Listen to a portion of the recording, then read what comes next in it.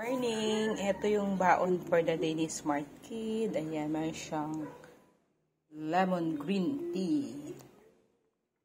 Meron siyang water. Merong Japanese siomai. Ayan guys. Ayan guys, Japanese siomai. Ganyan yun yan guys, oh. Masarap siya guys. Lagi kong binibili yan, ganyan. Napaka-yummy ng pagkagawa. So, nagprito ako guys ng dalawa kasi tinatamad ako mag-steam. Sabi ko may ready na mantika doon sa kawali. Kaya sabi ko fried ko na lang. Tsaka hindi naman kasi frozen. Kaya mabilis ko lang iprito. Ayan. So ayan, merong grapes, big grapes, rice, and of course I have made here sausawan. Ayan. Sakto marami ako lalagyan guys na ganito. Ayan. Tapos sabi ko kay Ate Shasha, tanggalin niya na lang yung mga ganitong tissue.